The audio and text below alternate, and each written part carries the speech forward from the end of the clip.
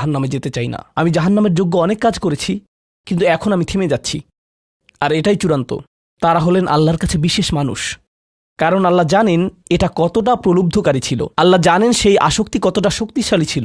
আল্লাহ জানেন পাপের কত গভীরে আপনি ছিলেন। আল্লাহ জানেন আপনার উপর শয়তানের সেই দীর্ঘ নিয়ন্ত্রণের কথা, আর আপনি সেই নিয়ন্ত্রণ ভঙ্গ করতে এবং আল্লাহর কাছে ফিরে আসতে সক্ষম হয়েছেন। আল্লাহর পথে আপনার এই যাত্রা অন্য মানুষের তুলনায় অনেক কঠিন। আপনার সামনের প্রলোভনগুলো অনেক শক্তিশালী, আপনার প্রতি অভিকর্ষের টানটি অনেক বেশি শক্তিশালী, আর এর সাথে লড়াই করে যেহেতু আল্লাহর কাছে এসেছেন, তাই আপনি বিশেষ মর্যাদা সম্পন্ন।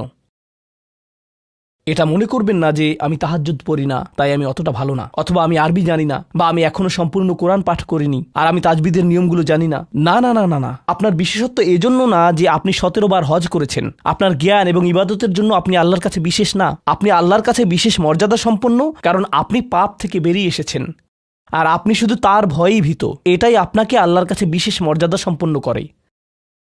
তাই আপনিও ইবাদুর রহমান। তো এখান থেকে আল্লাহ আমাদেরকে সম্পূর্ণ বিপরীত দিকে নিয়ে যাচ্ছেন। এই প্রত্যেক শ্রেণী সম্পর্কে চিন্তা করুন, কিভাবে এগুলো আপনার সাথে প্রাসঙ্গিক, কিভাবে আপনি আল্লাহর কাছে বিশেষ মর্যাদা সম্পন্ন হতে চান, কিভাবে আপনি আল্লাহর নৈকট্য পেতে চান, কিভাবে আমি আল্লাহর নৈকট্য পেতে চাই। আমাদের কাছে এটা আসলে কতটা মূল্যবান। পাপ হলো এক প্রকারের ভালোবাসা। আমরা এর মোহে পড়ে যাই, আমরা এতে আসক্ত হয়ে যাই।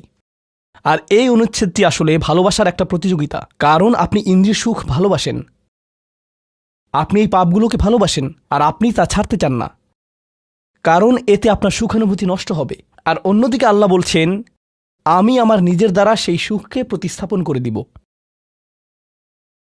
আমি এটাকে আমার নৈকট্য দ্বারা প্রতিস্থাপন করে দিব। আল্লাহ এই সুযোগ দিয়েছেন। আপনার নিজেকে এই সমীকরণের আলোকে সিদ্ধান্ত নিতে হবে।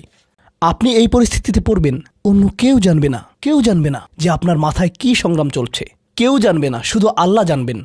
আর প্রসঙ্গক্রমে উদাহরণস্বরূপ আপনাদের কেউ কেউ যখন হারাম সম্পর্কে জড়ান, নিশ্চিত বলছি না, আপনাদেরকে অভিযুক্ত করছি না, কোনো মানুষ, আপনারা না, কোনো মানুষ যাদেরকে আপনারা চিনেন, তারা হয়তো অনৈতিক সম্পর্কে জড়িত, আর আপনি তা থেকে বের হতে চাচ্ছেন। তো আপনি এই আলোচনা শুনে তাকে মেসেজ দিলেন, আমি আর এটা করতে পারবো না। সে উত্তর দিল, তুমি কি আমাকে ভালোবাসো না? তুমি এখন আমাকে ঘৃণা করো? তুমি কি মনে করো যে আমি তোমার জাহান্নামে যাবার কারণ? আমি কি এতটাই খারাপ? এখন আপনি বলছেন, না তুমি অতটা খারাপ না, না আমি তোমাকে ভালোবাসি, তুমি মোটেই খারাপ না, তুমি অনেক ভালো।